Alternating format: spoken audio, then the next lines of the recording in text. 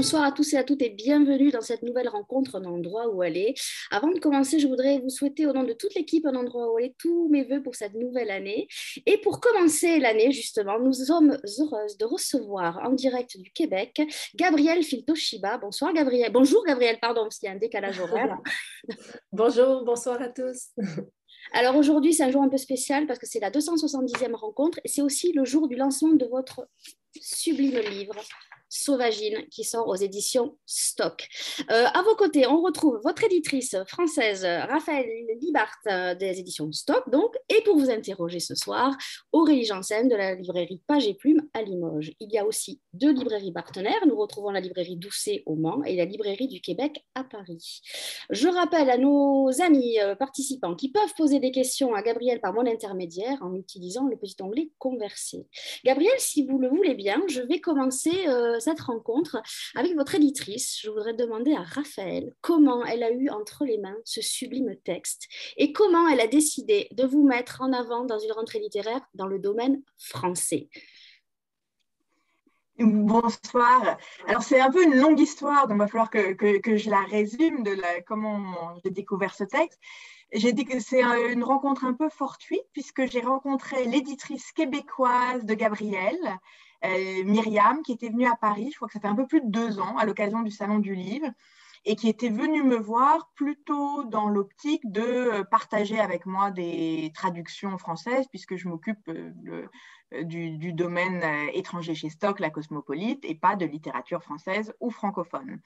Et au fil de la conversation, on échangeait nos coups de cœur récents et elle a mentionné cette jeune autrice, Gabrielle Filtoshiba, dont elle allait, ou elle venait juste, je me souviens plus, je crois qu'elle venait juste de publier ce premier roman, Encabané.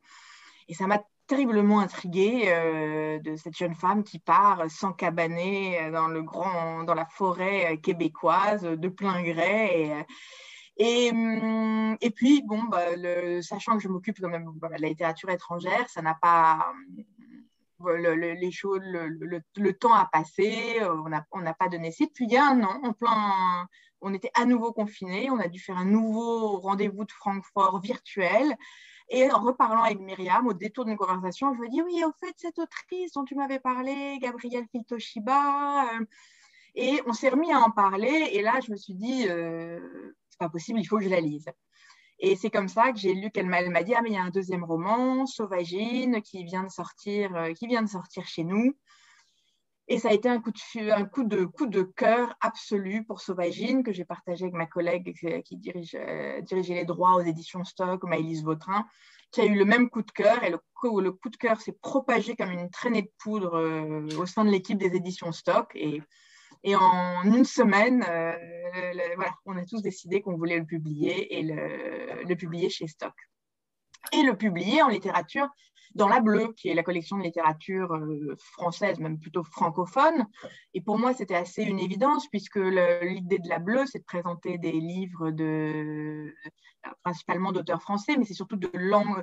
La Bleue est connue, réputée pour la qualité littéraire de ses textes, et de ses textes en langue française, et la variété, la diversité des styles littéraires qui sont présents dans cette collection, et la langue de Gabrielle, qui est cette langue, ce français du Québec, qui est une langue à la fois sublimement poétique et très rude, très singulière. C'est vraiment une voix à part, et ça, je pense que la question ne s'est même pas posée de se demander si ça allait être dans la collection Cosmopolite, qui pour moi, la collection Cosmopolite, c'est aussi, pour être dans la collection Cosmopolite, il faut un auteur et un traducteur. Voilà. Pour Gabrielle Filtoshiba, on a une autrice formidable et qui s'exprime directement au lecteur français sans passer par l'intermédiaire d'un traducteur ou d'une traductrice. Alors moi, je partage vraiment votre coup de cœur. Vous avez parlé d'Encabané, alors je vais le montrer parce qu'il y a une sortie simultanée demain. Vous pourrez le trouver en librairie chez Folio, il sort, le voilà. Je ne sais pas si vous le voyez déjà à l'écran. Voilà, en cabanet. Donc, alors, je sais que c'est un triptyque, mais vous pouvez lire vraiment les deux livres séparément. Je parle sous le contrôle de Gabriel et de Raphaël. Mais voilà, donc maintenant, on va laisser la place à Aurélie qui va s'occuper de faire parler Gabriel sur son livre. En tout cas, merci beaucoup, Raphaël. Et puis, je vous souhaite une belle rencontre à toutes les deux. Merci. Merci. Merci Nathalie, merci Raphaël et bienvenue Gabriel. Je suis ravie de pouvoir m'entretenir avec vous parce qu'effectivement j'avais découvert En cabanet. Alors dans le secret de la confidence, je l'avais découvert en fait dans l'édition québécoise aux éditions XYZ, puisqu'il faut rappeler voilà, que votre éditeur québécois, ce sont les éditions XYZ. Et j'avais grande hâte de voir vos textes arriver chez des éditeurs français. Donc, En cabanet, on a pu le trouver aux éditions Le Mot et le Reste et le passage, effectivement, chez Folio. Et là, du coup, je suis ravie aussi de voir que Raphaël a pu s'emparer de ce livre pour le publier chez Stock. Alors effectivement, on parle d'un triptyque et on peut les lire indépendamment. Néanmoins, il y aura quelques ponts qui seront faits, on le verra au fil de la rencontre. Dans Un cabanet, on suivait une jeune femme, Anouk, qui décidait de quitter Montréal pour aller s'encabaner, donc partir dans une cabane dans le Kamouraska. Et on va rester dans le Kamouraska avec Sauvagine, puisqu'on va y suivre une autre jeune femme de 40 ans, Raphaël, qui est agente de la protection de la faune. Est-ce que vous pouvez nous dire en quelques mots qui est Raphaël? Est-ce que vous pouvez nous la décrire? Oui, alors Raphaël, c'est une femme de 40 ans, comme vous avez dit, qui est usée par son métier. Alors, on dit au Québec agente de protection de la faune, mais en fait, c'est le même métier que garde-chasse. Elle habite sur les terres de la couronne, donc les terres publiques, les terres sauvages, dans une roulotte avec sa chienne, Coyote. Et elle joue un rôle de vigie, si on veut. Alors, elle est témoin de autant les beautés que les horreurs boréales. Et donc, elle a une posture déjà d'activiste et j'avais envie de donner parole à cette femme parce que, étant moi-même installée à l'époque en forêt, j'étais témoin de tellement de choses qui me blessaient l'âme que j'avais besoin de le coucher sur papier, le secret du cœur pour la faune sauvage du Québec. Pour décrire un peu plus justement les conditions dans lesquelles elle vit, on dit qu'elle vit effectivement dans une roulotte, mais elle n'y vit pas en fait toute l'année. Il faut nous décrire peut-être un peu son mode de fonctionnement, son mode de vie justement. Elle n'est pas complètement encabanée. Non, alors au Québec, c'est un peu difficile de vivre à l'année dans une roulotte parce que bon, il peut faire jusqu'à moins 40, moins 45 au Kamouraska. Alors, même des maisons très bien isolées, là, c'est plutôt dur. Là. Les tuyaux parfois gèlent pendant la nuit. Alors, elle vit à temps partiel. Donc, pendant la saison de chasse, surtout, là, elle est installée là-bas. Et je me suis évidemment inspirée de gardes-chasse autour de moi en exercice autant qu'à la retraite. Alors, pour moi, ça a été vraiment comme une enquête terrain. Je voulais que mes personnages aient vraiment un discours d'expert pour pouvoir bien traduire la réalité. Alors, donc, on dit que son métier, effectivement, c'est agente de protection de la faune ou garde forestière ou garde-chasse. Elle a des mots qui sont quand même, enfin, en tout cas, en observant son métier et son rôle, elle fait un constat qui est quand même assez en demi-teinte, voire même assez négatif au fur et à mesure qu'elle pratique ce métier. Elle a des mots assez durs, notamment, je vous cite, elle dit « Je croyais à tort que mon rôle serait de maintenir l'équilibre fragile entre l'humain, la faune et ses habitants, protéger, éduquer, prévenir. La devise du ministère, on dirait la rhétorique sophiste du meilleur des mondes, sauce 1984. » Qu'est-ce qui l'amène en fait à avoir ce constat si amer sur son propre métier et sur son propre rôle? Oui, alors souvent, bon, on entend, je pense que c'est vraiment ma colère à moi. Alors, étant campée dans cette forêt pendant des années, j'ai pu voir une telle barbarie de la part de certains humains. Par exemple, au Québec, quand c'est le temps de la chasse à l'orignal, on va voir passer des véhicules avec des orignaux qui sont complètement défigurés. Alors, le respect de l'animal chassé dans la tradition autochtone, avec vraiment une gratitude pour l'animal et sa viande et sa peau, on est très, très, très loin de cette pratique millénaire de survivance. Et j'avais besoin de nommer l'horreur et de dire que on peut changer, on peut avoir un regard critique, puis changer nos pratiques, évidemment. Pour rentrer un peu plus dans le livre, justement, Raphaël, elle connaît déjà la situation, effectivement, d'exercice de son métier, mais elle va y être confrontée de manière extrêmement vive et personnelle, puisque sa chienne, Coyote, une chienne qu'elle a adoptée, d'ailleurs, c'est assez marrant de voir la manière dont elle l'a choisie, et voilà, elle a choisi celle qui, effectivement, ne pouvait pas exercer ce pourquoi, on va dire, on l'avait élevée, puisque elle l'avait choisie dans un élevage de chiens de traîneau, c'est ça en fait. Et Oui. elle a choisi celle qui justement n'était pas en capacité en tout cas d'accomplir sa mission. Donc on a ces deux âmes un peu brisées justement, ces deux âmes fragiles comme ça qui se complètent et se côtoient. Et elle va découvrir sa chienne prise dans un site de braconnier. Est-ce que vous pouvez nous décrire, parce que bon, on parle de collets, des choses comme ça. Nous, en France, on a aussi, on va dire, la dérive de certaines pratiques au niveau de la chasse. Et un collet, bon, on voit à peu près ce que c'est, mais là, on a carrément la description d'un site entier de braconnage. Est-ce que vous pouvez nous dire ce qu'elle découvre et comment elle découvre sa chienne aussi?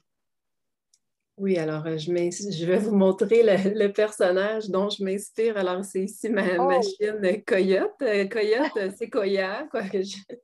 Et bon, alors, évidemment, ben, c'est mon premier bébé. Alors, quand elle s'est prise elle-même dans des pièges de braconnage, donc des collets, elle avait 3 collets autour du cou. Alors, c'est la première scène du roman que j'ai écrite. Quand j'ai su qu'elle allait survivre, alors j'ai couché sur papier le traumatisme parce que, comme vous dites, la scène était... c'était particulier. C'était pas seulement un collet accroché au bas d'un arbre comme on peut se l'imaginer. C'était vraiment... j'ai de la misère à trouver des mots parce que c'est tellement... oui, c'était tellement... il y a vraiment tout un site organisé, en fait, Ah oui, il y où en avait il y a plus. pas qu'un seul, voilà. Et En fait, c'est un circuit. Les braconniers, ils connaissent très bien les routes millénaires qu'empruntent les animaux. Alors, les branches au bas des arbres avaient été coupées à la hauteur des coyotes, alors pour que le passage soit libre et les pousse à emprunter un certain sentier. Et tout au long de ce sentier-là, il y a des collets qui sont posés, il y a des cadavres d'animaux qui datent de dizaines d'années, mais il y en a des récents aussi. Ils vont épandre aussi de l'urine de juments et de différents animaux qui sont en période de fertilité pour attirer pour les attirer, prédateurs. d'accord. Mhm. Donc, dans le but de piéger évidemment des animaux à fourrure pour vendre la fourrure sur le marché noir. Et dans mon cas, alors quand j'habitais dans la forêt du Kamouraska, il y avait énormément de braconnage de lynx, d'ours, de coyotes, de ratons laveurs pour la fourrure. Et ces lieux, quand on tombe là-dessus en forêt, on est complètement ébranlé parce qu'on voit la mort en pleine face, on voit des cages avec des animaux qui sont morts depuis longtemps, qui sont raides morts, et les restes d'animaux de ferme aussi qui ont servi d'appât et beaucoup de déchets au sol. Et moi qui avais une image tellement mythologique de la forêt sauvage, j'allais parfois cueillir des champignons de nu-pieds. Alors, quand j'ai vu ce site-là, je me suis dit, aïe, aïe, aïe, il y a peut-être des pièges à dents sous les feuilles. Il y a un réel danger aussi pour nous. Et dans le cas de ce chapitre-là où ma chienne s'est prise dans les pièges, ben, ce site-là se trouvait à quelques pas de ma cabane. Donc, c'était fâchant de voir que les braconniers s'aventuraient aussi près des maisons au point où les animaux domestiques qu'on perd agonisent en forêt, en fait. Alors, assez rapidement, du coup, c'est le moment aussi où le roman va réellement basculer dans un roman qui est proche du roman noir. En fait, c'est intéressant de voir aussi le point de vue et le contraste. Dans En cabané, on avait un roman qui était Alors, je ne vais pas dire plus introspectif, mais en tout cas, il y avait quelque chose qui était plus de l'ordre de l'observation, du sentiment. Ce n'était pas complètement calme, mais en tout cas, il y avait une forme d'apaisement aussi. Alors que dans Sauvagine, on a un côté vraiment beaucoup plus fort, beaucoup plus sombre, vraiment plus dans le domaine de l'action. Est-ce que c'était une teinte que vous vouliez donner comme un contrepoint ou un contraste aussi sur ces terres, justement? Oui, oui, je pense que dans la vie, autant la beauté que la laideur peut servir d'éveil. Alors, j'avais envie d'explorer cette avenue-là aussi. Alors, dans Cabané, c'était vraiment comme l'ambiance là, d'être dans une boule de cristal avec les flocons de neige, avec de la poésie, avec du temps, un calme qui s'installe. Puis dans Sauvagine, j'avais envie d'accélérer le rythme. Vu que c'est une chasse à l'homme, c'est une traque, je voulais que le lecteur ait le souffle coupé au bout de chaque chapitre et envie de continuer. Alors, c'était un exercice pour moi, bien, vu que je suis autodidacte aussi. Alors, c'était mon deuxième roman. Alors, je pense que je me suis améliorée aussi. Alors, tant mieux là, si c'est haletant et on sent la menace qui plane. Ouais. Mais la menace, elle est permanente et on parle de chasse à l'homme, mais en fait, la chasse à l'homme, elle est double. C'est-à-dire que d'un côté, il y a Raphaël qui va effectivement partir en quête de ces braconniers. Elle va, et on la comprend, avoir cette rage, avoir cette envie de découvrir qui est à l'origine de ces braconnages. Mais assez rapidement, et c'est là où justement on entre dans une ambiance pleinement menaçante, euh, on va se rendre compte que eux savent déjà qu'elle est à leur poursuite et qu'ils vont avoir de cesse comme ça d'essayer de trouver des moyens pour l'intimider. Est-ce que c'est justement des pratiques dont vous avez eu vent justement concernant ceux qui étaient en tout cas dépositaires d'une forme d'autorité par rapport à ça? Oui, alors comme je ne pouvais pas me faire justice dans la réalité et que justement j'ai eu écho de beaucoup d'intimidation dans le secteur. Là. Quand j'ai pu en fait identifier le braconnier en question, j'ai aussi reçu beaucoup d'avertissements de mes concitoyens, concitoyennes et qui me disaient attention, c'est pas un doux. Alors, j'avais une frustration interne parce que je voyais que les lois très laxistes qui datent du début de la colonie en matière de piégeage et de chasse ne me permettaient pas de coincer le braconnier de façon légale.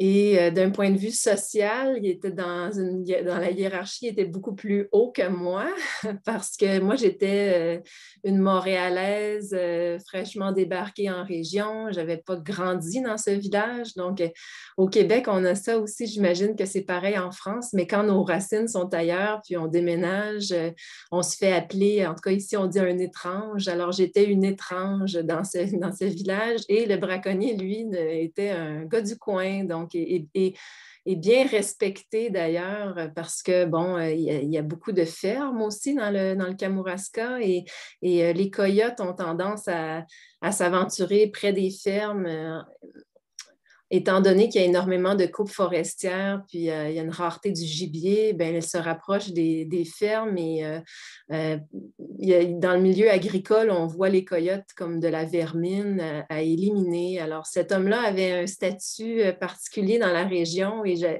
et comme je ne pouvais pas renverser les rôles, je me suis dit, je vais me venger dans la fiction et je trouve ça fabuleux de voir que ce livre se fait aussi grand chemin. Alors, ça prouve que j'ai gagné. J'ai gagné mon combat, oui. Ouais. Oui, bah, c'est vrai qu'effectivement, ça fait des échos. Alors après, je ne sais pas comment il va être reçu dans d'autres pays.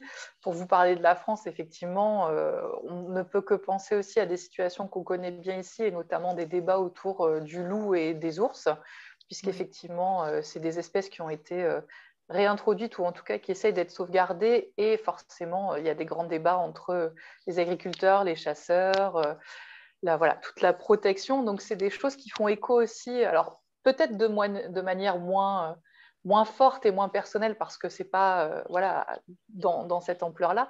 Mais c'est vrai que ça nous parle énormément.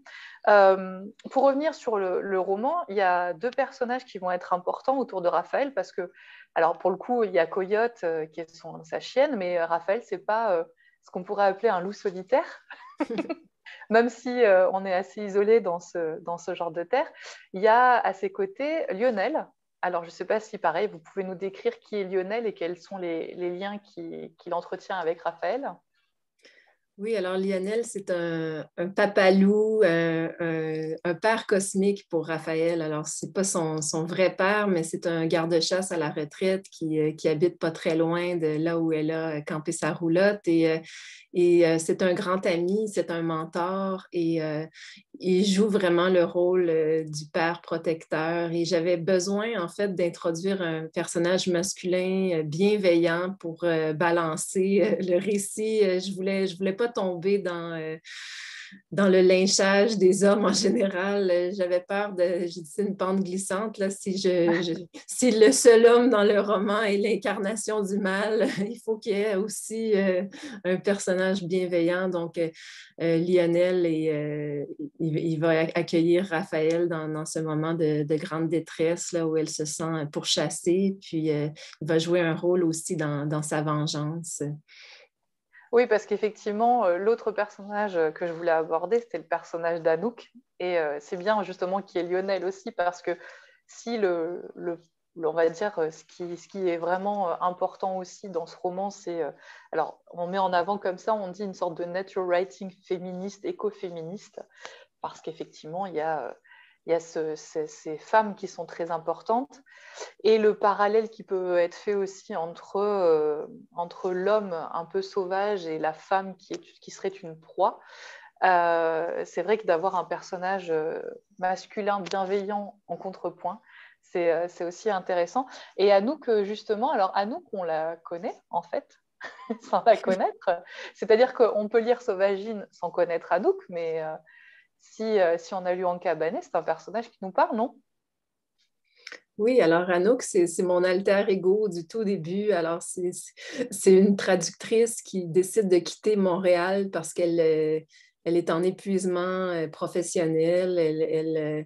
Elle pense avoir réussi, mais sa fenêtre donne sur un mur de briques. Alors, pour elle, la carrière, c'est pas le but ultime d'une vie. Alors, elle décide de se mettre en danger, de se réinventer ailleurs. Et elle achète une forêt au Kamouraska et elle s'installe dans une cabane sans eau, sans électricité. Puis elle va passer plusieurs années comme ça en position d'ermite, mais par choix. Alors, c'est un confinement volontaire. Puis c'est particulier parce que je l'ai écrit avant. Là, on est dans l'époque des pandémies, là, mais pour moi, c'était vraiment important de présenter le chemin d'une femme qui réussit à faire ce qu'elle aime et à partir et de donner aussi un exemple parce qu'on a beaucoup de récits d'hommes qui vont vivre dans des cabanes. On pense à Thoreau, en France à Sylvain Tesson.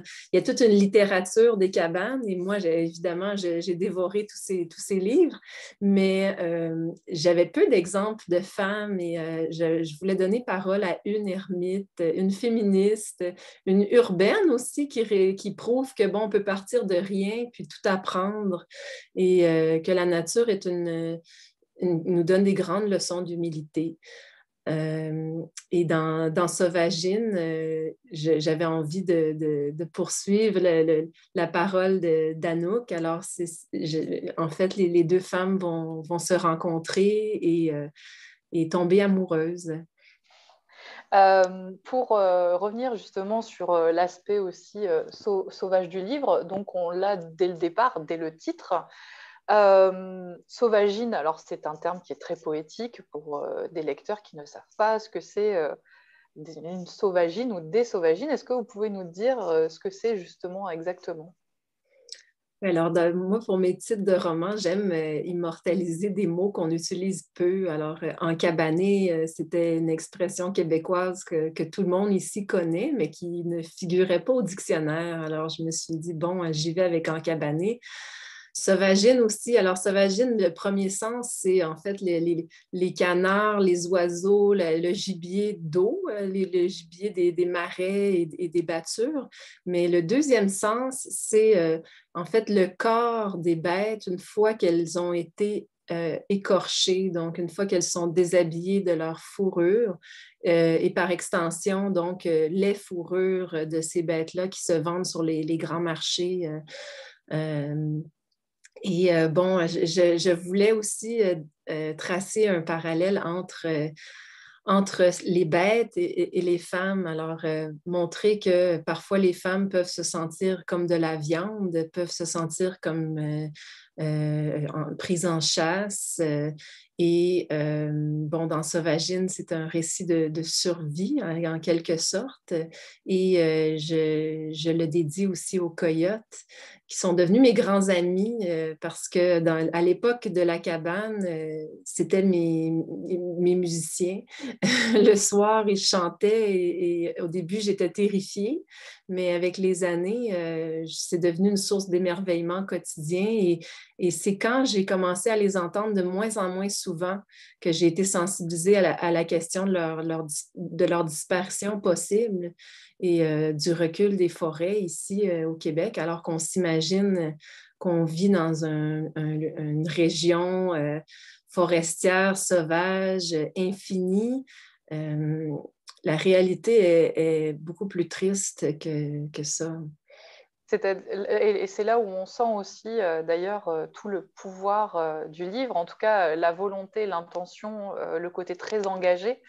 C'est-à-dire qu'effectivement, il y a deux luttes qui ne sont pas séparées et qui convergent. Il y a effectivement, enfin, qu'on regroupe dans ce terme d'écoféminisme, c'est-à-dire que le sauvagine qu'on a dès le titre, c'est la question du sauvage, et le sauvage, on le retrouve à tous les niveaux, c'est-à-dire effectivement à la fois dans la nature, et au final, la question qu'on se pose, bien entendu, c'est qui des bêtes ou de l'homme est le plus sauvage à l'état naturel.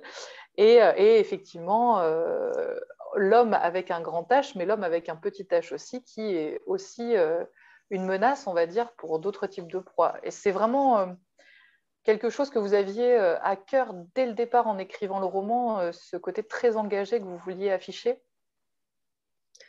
Oui, parce que pour moi, j'avais une pratique d'écriture pour mon bon plaisir depuis que j'ai 5 ans, depuis que je sais écrire, je tiens un journal intime. Puis, bon, je me suis dit, pourquoi publier? Faut que je ne pouvais pas penser publier mes écrits à moins d'avoir un message universel ou important à livrer.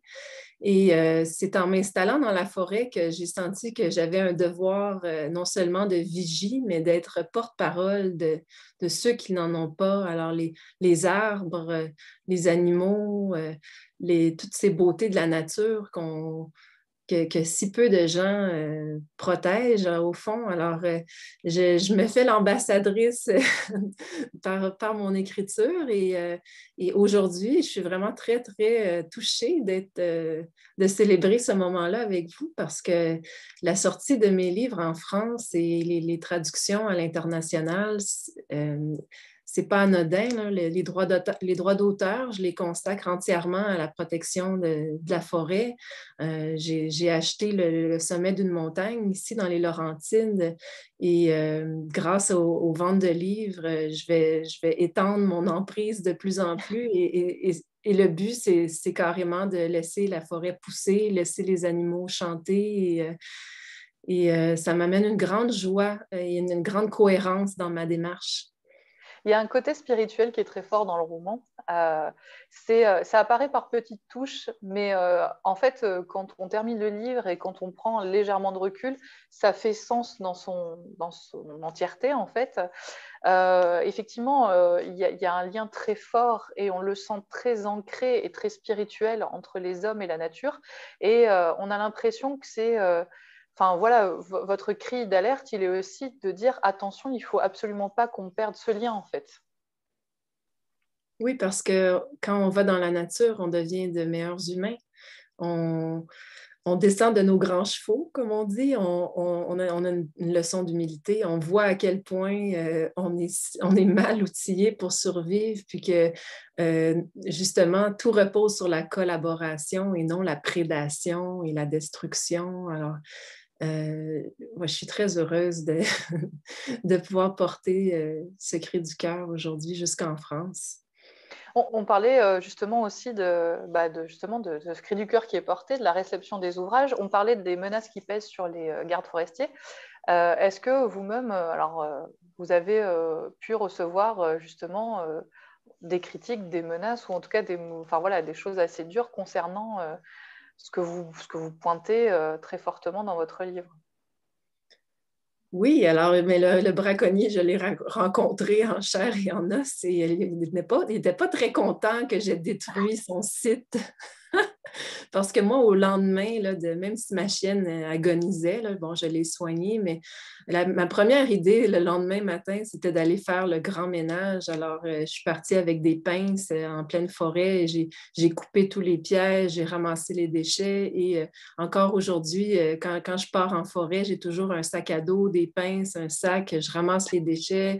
Et mon but, c'est de laisser les lieux toujours en meilleur état qu'avant ma venue. Et j'invite tout un chacun à imiter l'exercice et à même aller parcourir la forêt parce que je pense qu'une présence bienveillante peut sauver des vies.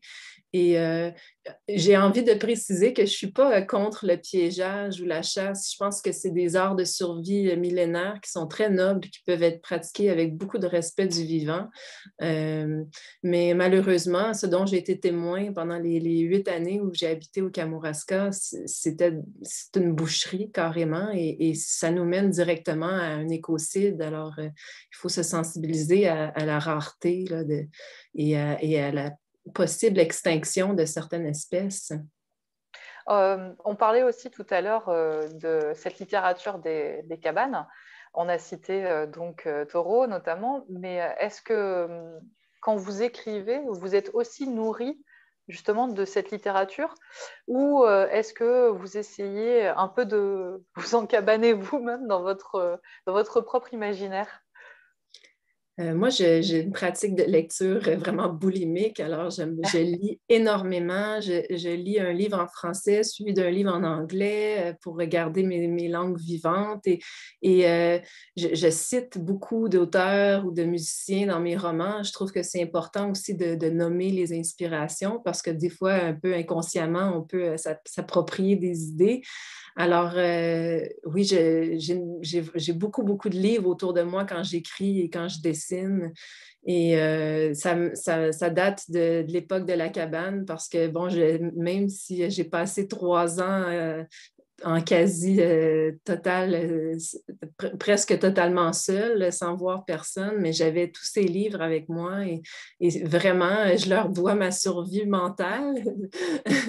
Et ça a été vraiment comme des grands guides, en fait. Et je garde cet exercice-là de lire beaucoup et de collectionner aussi tous les mots que je trouve dans les romans des autres parce que c'est ça, quand j'écris, j'essaie d'inclure toutes les perles du français québécois. Moi, j'ai étudié en traduction et en linguistique, alors je le vois comme un exercice important là, de terminologie, de mettre tous ces beaux mots-là dans le texte. Et ce que je trouve fabuleux, c'est que, bon, mes livres en France, au lieu d'avoir carrément, comme c'est souvent le cas, modifié le texte pour le rendre plus digeste, eh bien, on a décidé de laisser toutes ces belles expressions-là du québécois et d'écrire un glossaire à la toute fin. Alors, puis en même temps, bon, c'est chouette parce que vous allez pouvoir vous approprier nos expressions colorées, parfois incompréhensibles. Mais justement, j'allais venir justement sur la question de la langue. Il y a effectivement toutes ces expressions qu'on nomme des québéquismes en France, toutes ces expressions qui viennent colorer la langue. Néanmoins, ça reste un ouvrage qui est très accessible. Pour avoir lu pas mal de littérature québécoise, il y a effectivement des ouvrages pour parler en termes triels, qui s'exportent mieux que d'autres. où effectivement, il y a des langues qui restent, où là, pour le coup, il faudrait presque des notes de bas de page à chaque page, justement. Là, l'avantage, c'est que on peut se laisser porter sans être coupé dans la compréhension de l'histoire. Je le dis aussi pour rassurer les lecteurs français qui pourraient avoir une certaine forme d'appréhension quand on parle justement de langue québécoise, etc. Il y a le glossaire à la fin qui nous permet de découvrir ces définitions, mais c'est très, très, très, très fluide. Est-ce que c'est quelque chose que vous avez aussi en tête quand vous écrivez, ou est-ce que vous vous laissez porter quand même par votre langue et par votre écriture? Alors, c'est un effort conscient de ne pas m'auto-censurer le québécois parce que, bon, c'est une déformation professionnelle aussi là, de vouloir parler ou écrire en français international. Ici au Québec, bon, les temps changent, mais du temps où j'étais à l'école, c'était, bon, on ne disait pas québécisme, on disait carrément barbarisme, régionalisme quand on est gentil, mais c'est clair que dans un travail d'université, ça nous enlève un point là, dans la qualité du français. On perdait des points si on mettait des mots qui étaient trop québécois. Et ça tend à changer et j'en suis très contente parce que, bon, la plupart de ces expressions-là viennent de vous directement, de quelques siècles en arrière, mais c'est des mots qui sont très français. Après, vous, c'est votre inventivité d'y avoir ajouté une poésie supplémentaire. Oui. Les mettre en valeur. J'avais aussi une autre question. Justement, d'habitude, je demande souvent aux auteurs s'ils travaillent, on va dire, sur le prochain livre. Là, en l'occurrence, on a voilà, l'avantage de savoir qu'il y aura un troisième livre, puisqu'il est sorti au Québec aux éditions XYZ toujours, et qui s'intitule Bivouac. Pour reprendre justement une expression qui, je crois, est québécoise aussi, sans divulgacher sauvagine, est-ce qu'on peut déjà aussi parler un petit peu de Bivouac et de qui on va retrouver dans Bivouac? Oui, alors peut-être juste pour établir un fil conducteur, alors on voit que dans Akabané, c'est l'ermite, c'est Anouk, c'est la solitude. Dans Sauvagine, c'est l'amour, c'est Raphaël, c'est la garde-chasse et l'ermite qui s'allient pour traquer le braconnier. Dans Bivouac, j'avais envie d'élargir et d'inclure la communauté. Et c'est l'histoire, en fait, d'Anouk et de Raphaël qui partent rejoindre un campement anarchiste, entre guillemets, qui s'installe autour de Gros Pin. Gros Pin, c'est notre emblème au Kamouraska, c'est un arbre de 500 ans, donc il précède l'arrivée des Blancs en Amérique et je trouvais que c'était un beau personnage à ajouter, puis j'avais envie de le rendre célèbre pour être sûr qu'il ne soit jamais coupé. Et Bivouac, c'est ça, c'est la communauté qui s'allie autour d'un enjeu plus grand. On va retrouver un des personnages, en fait, Riopelle, qui est un personnage qu'on rencontre brièvement dans Cabané, et qui fait un retour pour prêter main forte à la lutte. Et ce qui est intéressant justement quand on entend parler de cette communauté anarchiste, et on le voit aussi dans Sauvagine, c'est que on a l'impression de manière générale aujourd'hui que pour aller de l'avant, en fait, il faut revenir en arrière, mais pas dans le mauvais sens du terme, c'est-à-dire retrouver le bon sens finalement, le bon sens, la mesure, tout ce qui faisait que justement on a longtemps travaillé et avancé en bonne entente avec la nature. Et est-ce que du coup, voilà, c'était ce que vous souhaitez, ce que vous prenez, enfin on le voit déjà dans votre engagement, mais il y avait cette envie-là aussi. Oui, puis j'avais envie de montrer toutes les façons un peu insolites d'habiter le territoire qui sont possibles. Alors ici, je ne sais pas si c'est la même chose en France, mais au Québec, on a tout un mouvement des mini-maisons. Il y a des gens qui vivent dans des yourtes, il y a des gens qui vivent dans des anciens camions laitiers, tout revampés, et qui vont se stationner dans la forêt parce que c'est gratuit. Alors ici, la forêt publique, on a le droit de l'habiter, elle nous appartient. Et c'est important qu'on le fasse parce que s'il y a des yeux sur le territoire, eh bien, on a plus de chances de protéger ces secteurs-là de de dévastation qui sont souvent illégales, en fait. Et oui, alors je voulais montrer les différentes façons d'habiter et de faire un retour aux sources. On dit un retour en arrière, mais en fait, je pense que l'avenir est là. L'avenir, c'est dans la décroissance, c'est dans une simplicité de vie qui nous permet de ne pas épuiser les ressources qui sont déjà surexploitées. Alors, et une fois qu'on vit comme ça, alors moi, j'ai habité plusieurs années dans une cabane, puis ensuite dans une maison à énergie solaire, et ça nous apprend à gérer l'énergie, le bois, l'eau, toute énergie de manière tellement plus consciente et avec de la gratitude aussi. Alors, on est loin des douches de 40 minutes à l'eau chaude, là. C'est plutôt la petite débarbouillette, la petite guenille Oui, et puis à bouillante. l'eau froide, quand il fait effectivement 0 ou -2, c'est vrai que on va très vite pour se doucher, du coup. Oui.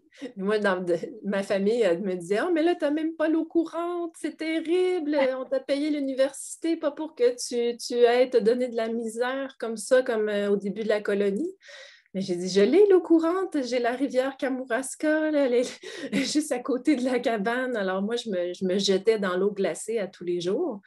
Et je pense que c'est bon pour la santé, hein? Ouais, ça se voit, vous avez un teint lumineux, c'est magnifique. En fait, c'est un vrai secret. Pour revenir aussi à cet aspect très fort dans le livre, il y a effectivement la nature, la présence de la nature. On avait dans Cabané le côté un peu coupé du monde. Néanmoins, avec ce roman Sauvagine et après ensuite, je suppose, avec Bivouac, il n'y a pas de misanthropie. C'est-à-dire qu'effectivement, il n'y a pas un rejet de l'homme dans son aspect général. Au contraire, le retour justement à des valeurs et à des valeurs profondes, il se fait aussi dans le retour en fait aux liens qu'on peut tisser avec les humains. Oui. Ah, ben je ne sais pas quoi ajouter, c'est tellement bien dit. En tout cas, bon, effectivement, on peut renier peut-être certaines avancées. La chose qu'on ne pourra pas renier au niveau des avancées technologiques, c'est que les nouvelles technologies nous ont permis de faire cet entretien. Ça, c'est déjà chouette aussi, de faire un pont au-dessus de l'Atlantique entre la France et le Québec. On remercie aussi d'ailleurs la délégation générale du Québec d'être à l'initiative aussi de cette rencontre et puis le formidable travail des éditeurs qui permettent de faire voyager les textes aussi, de faire voyager les mots et à vous de nous faire voyager aussi, de nous emmener dans ces forêts du Kamouraska plutôt. Je vais redonner la main à Nathalie pour savoir si effectivement il y a eu des questions de la part des téléspectateurs, oui, je peux dire des téléspectateurs. Des téléspectateurs de l'ordinateur et du téléphone. Ouais. Moi aussi, je suis restée bloquée. Je vais remontrer le livre, il est magnifique, la couverture est magnifique, mais à l'intérieur, parce que c'est un très bel objet, il y a les dessins de Gabriel. Alors, je ne sais pas si on le voit là, il y a une carte à l'intérieur, donc c'est vous qui avez fait les dessins. Et il y a aussi de très très beaux dessins. Alors, je vais montrer celui-là parce que moi j'aime particulièrement les chouettes. Donc là, voilà, je pense qu'on le voit très bien. Donc voilà, donc c'est un très bel objet. Oui, il y a beaucoup de messages. Il y a un message de Salomon qui dit: c'est bien ce que vous faites par rapport à la forêt, bravo. Je pense que Aurélie, tu as très bien travaillé, très bien animé parce que Dominique dit que tu as donné envie d'aller acheter le livre. Donc vous pouvez aller en librairie dès demain matin ou même ce soir sur notre site. Vous avez un bouton pour acheter, ça va directement sur la librairie, la librairie où travaille Aurélie, Page et Plume à Limoges. Donc ça, c'est déjà bien. Il y a Claude qui demande si Gabriel connaît les livres de Wollenben sur les arbres, la vie secrète des arbres. Oui, je l'ai lu. Oui, ouais, puis Wohlleben, j'aime son nom parce qu'en allemand, ça veut dire la bonne vie, bien vivre. Alors, je trouvais que cet auteur avait le nom parfait pour parler des arbres. Et je le recommande fortement, ce beau livre. Il y a une version aussi avec beaucoup de photos d'arbres qui sont tout à fait inspirantes. Merci pour la suggestion, mais je l'ai à la maison, je le feuillette souvent. Alors, il y en a beaucoup qui se demandent, est-ce que vous avez écrit d'une seule traite les trois, le triptyque, ou vous avez fait ça par étapes? Comment ça s'est passé, l'écriture? Oui, par étapes, parce que, en fait, au début, en cabané, c'était mon journal intime parce que je frôlais la folie à chauffer le poêle toute la nuit. Alors, c'était vraiment juste un exercice pour rester réveillée. Et quand mon esprit déjantait, je dessinais. Alors, ça a commencé comme ça. Puis, quand je me suis relue plusieurs mois plus tard, je reparcourais mon journal, puis là, je suis tombée sur la vague de froid où il a fait -43 moins 40 pendant une dizaine de jours. Je me suis dit, il y a quelque chose d'universel dans ce que j'ai vécu. Alors, surmonter ses peurs, faire face à un défi. Et alors, je l'ai retravaillé. C'est devenu en cabané. Je l'ai envoyé à toutes les maisons d'édition du Québec qui publiaient ce genre de récits du terroir. Et je me suis croisé les doigts très, très fort. Mais je n'avais pas encore l'idée d'un triptyque parce que, bon, pour Sauvagine, c'est vraiment quand ma chienne s'est prise dans les collets que l'idée m'est venue. Mais heureusement, chez XYZ, là, mon éditeur québécois, ils avaient de l'appétit pour mes textes. Alors, on m'avait demandé, alors, continue, envoie-nous quelque chose. Alors, et puis, Bivouac, ben, ça s'est inscrit dans cette lignée-là. J'avais l'impression, comme j'ai expliqué tout à l'heure, d'avoir ouvert la porte, alors en montrant mon propre chemin de vie solitaire à vie amoureuse, à vie communautaire. Et en appliquant ça à la lutte écologiste, je trouvais que à travers cette histoire, je pouvais donner beaucoup de pistes aux lecteurs. Quoi faire pour aider les animaux, la forêt, quoi faire pour donner un sens à sa vie. Alors, ça s'est fait en étapes. Les lecteurs sont très attentifs à ce que vous avez dit, puisque Sylvie se demande pourquoi vous n'avez pas acheté une forêt. Plutôt, vous avez acheté un sommet, et pourquoi pas une forêt comme votre héroïne? J'ai fait les deux. Ah.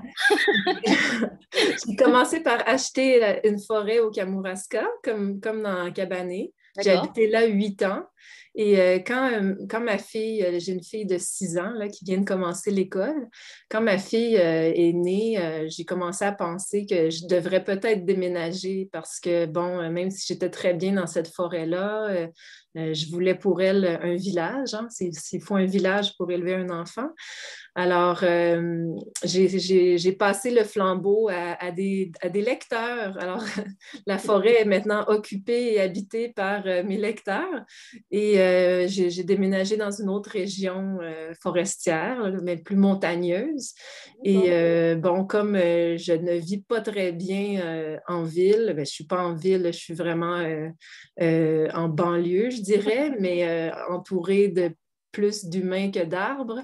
Il me fallait absolument un bout de forêt pour ma santé mentale. Et bon, alors on a acheté un sommet, puis maintenant, mon but, c'est de le protéger et de montrer l'exemple. On devrait tous... bon, évidemment que c'est un défi financier, mais je pense qu'en le nommant, ça encourage les gens à aller acheter le livre parce que, bon, c'est pas pour mon profit personnel et pour moi, le matériel n'a aucune valeur. Ce qui est vraiment important, c'est que les forêts restent debout. Puis au Québec, on a un rôle de leader à jouer en matière d'environnement parce qu'on les a encore, ces espaces sauvages, intouchés, intouchables. Et par exemple, sur le sommet que j'ai acheté, il y a des ormes. Et au Québec, les ormes sont carrément disparus. Ils ont été atteints par des maladies. Et sur ce sommet, il y a des ormes tellement grands que mes bras n'en font pas le tour. Alors, je suis très émue de pouvoir protéger juste un petit bout de forêt et en espérant que ça montre l'exemple. Moi, je voulais savoir, quand vous êtes partie dans Cabané, c'était pour une confrontation avec vous-même ou une confrontation avec la nature?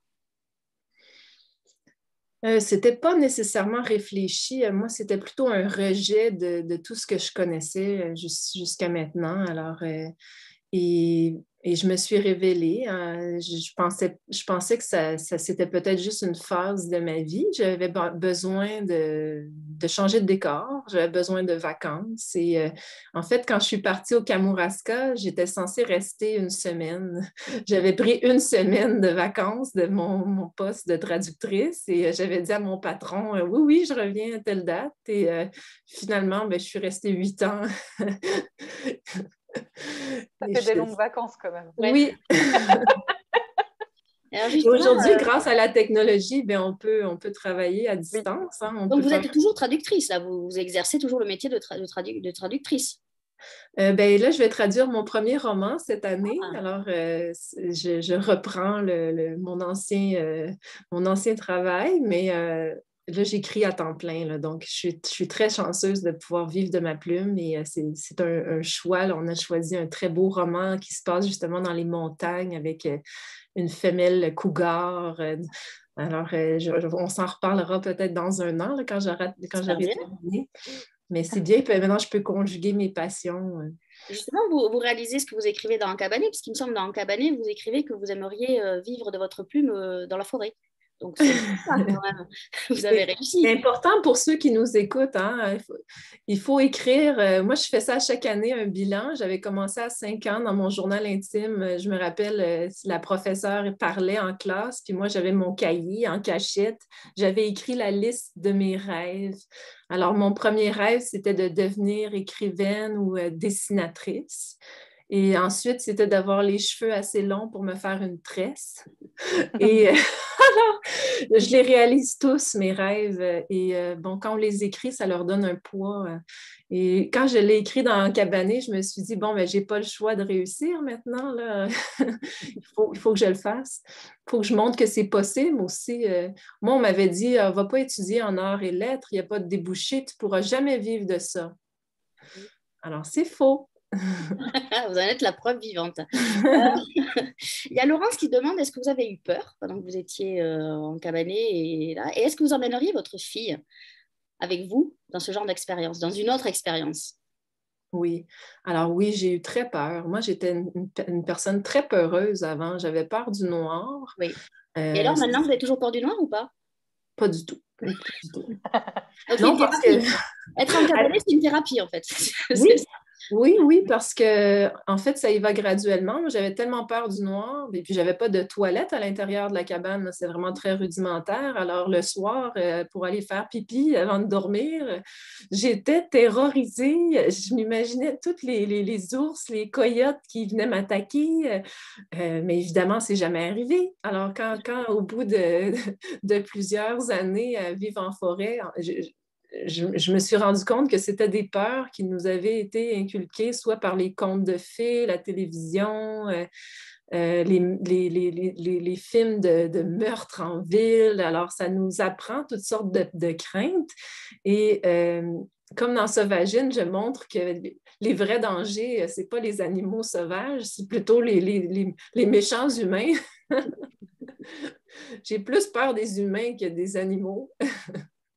Et le froid, c'est qu'une sensation éphémère, comme vous avez écrit dans Cabané, quand vous vous posez la question, est-ce que c'est une sensation éphémère ou c'est vraiment... c'est terrible. On s'habitue au froid, puis même à chaque année, ici, il faut recommencer l'exercice. Alors moi, quand je sors les poubelles ou quand je vais marcher mon chien à tous les matins, là, puis je fais exprès de m'habiller pas trop chaudement pour être saisie. Hein, j'ai parlé tout à l'heure de me jeter dans la rivière glacée. C'est très bon pour le système d'avoir un froid intense, temporaire, évidemment, mais on développe une endurance au froid. Alors, évidemment, il faut se graisser le visage, là, mais c'est quand je sors pour rentrer du bois, pour chauffer, souvent, je sors juste en pantoufles et en vêtements normaux, là, pas avec un manteau, même s'il fait moins 25, parce que je sais que je vais être sortie 1 minute et demie. Mais c'est un bel exercice. Puis pour revenir à la question de la lectrice, oui, j'amènerai ma fille et c'est dans mes plans. Là. J'ai stationné une roulotte. Justement, j'ai acheté une roulotte l'été dernier. Je l'ai stationnée sur le sommet pas sur le sommet, mais près du sommet de la montagne. Puis on y va très souvent. Puis on compte aller passer une bonne partie de l'été et de l'automne là-bas parce que je trouve que c'est important pour les enfants de développer très tôt ce lien-là avec la nature. Ça leur amène une paix et ça stimule la curiosité. Et ma fille va me dépasser. Elle connaît très bien les plantes, elle est capable d'identifier les arbres et elle a à peine 6 ans. C'est fabuleux. Moi, j'ai commencé à 23 ans à m'intéresser aux arbres. En tout cas, Aurélie en a très bien parlé. Dans Sauvagine, il y a quelque chose d'exceptionnel, c'est de la langue. Vous avez je ne sais pas comment vous faites pour décrire si bien les bruits de la neige, les bruits du froid, les bruits des animaux. Alors moi, je voudrais dire à nos amis lecteurs, c'est vrai, moi je partage l'avis de Raphaël et d'Aurélie, c'est un véritable coup de cœur. On ne sort pas indemne non plus de cette lecture, parce qu'il y a plein de choses sur la nature et sur les animaux qui sont très touchants, très marquants. Donc vraiment, allez en librairie, allez découvrir l'écriture sublime de Raphaël Filtoshiba. Avant qu'on se quitte, j'aimerais bien que Gabrielle nous donne un conseil de lecture, si elle veut bien. Oui, je suis allée piger dans ma bibliothèque, je ne savais pas, mais là, quand j'ai vu ça, je me suis dit, ah, ça y est. Alors, Anantan Kapesh, c'est notre première écrivaine Innu. Alors, c'est un pilier de la littérature québécoise, puis je suis très contente que dans les dernières années, on présente nos auteurs issus des Premières Nations. Et ce qui est très beau avec cette édition de Mémoire d'Encrier, c'est que le texte original, il figure côte à côte avec la traduction française. Alors, c'est une manière d'immortaliser la langue et aussi de pouvoir se l'approprier. Et moi, en tant que traductrice de formation, tout à l'heure, je pensais à ça, puis je trouvais encore que c'est une aberration, que j'ai fait 3 ans de latin, j'ai fait 2 ans d'espagnol, j'ai approfondi mon allemand, mon anglais, mais je n'ai jamais appris de langue autochtone. Pourtant, il y a plein de langues vivantes encore et qui sont parlées par des milliers de personnes et pourtant, ils ont peu de place dans l'éducation. Alors, je voulais nommer ce beau livre et vous lire juste 2-3 lignes signées par Naomi Fontaine dans la préface et ça résume bien. Faire les gestes millénaires qui ont permis la survivance. Se réapproprier les récits anciens pour les transmettre aux petits ours qui naîtront. Qu'as-tu fait de mon pays est la promesse que ce qui est perdu peut aussi être retrouvé. Alors, c'est un peu mon message aussi. Ce lien-là avec la nature, il faut le revisiter. Et les forêts, même complètement rasées, elles repoussent. Alors, il y a toujours de l'espoir. Et j'espère que les lecteurs qui nous écoutent peuvent prendre la pleine mesure de tout le pouvoir qui est entre leurs mains. Il y a un dernier message que je voudrais lire, il vient de Françoise, il est aussi destiné à Aurélie. Donc déjà, très beau roman de Gabriel Filtoshiba. Et Aurélie, toujours au top. Donc c'est bien de mentionner quand les lecteurs, nos libraires qui animent si bien les rencontres. Donc le voilà, Sauvagine. Allez acheter Sauvagine parce que comme ça, vous permettrez la sauvegarde de la forêt et du sommet de Gabriel. Donc ça, c'est très important. Encabané sort aussi demain chez Folio. Donc allez en librairie chez Page et Plume à Limoges si vous êtes dans le coin ou alors dans toutes les librairies de France puisque depuis ce matin il est sur toutes les tables de librairie, on ne peut pas le rater tellement la couverture est sublime. Encore un grand merci à la délégation générale du Québec et à Mireille Lacroix sans qui ces rencontres ne seraient pas là. Un grand merci aux éditions Stock et merci beaucoup Gabrielle d'avoir été avec nous aujourd'hui. Un grand merci Aurélie pour ta superbe animation. Nous on ravie. Lundi on retrouvera Lucille Borde qui est aussi sortie en rentrée littéraire avec Que faire de la beauté aux éditions Les Avrils. Gabrielle, je vous souhaite une bonne journée puisque vous allez commencer votre journée. Et à tout le monde ici en France, je vous souhaite une bonne soirée. Merci beaucoup, mesdames. Merci.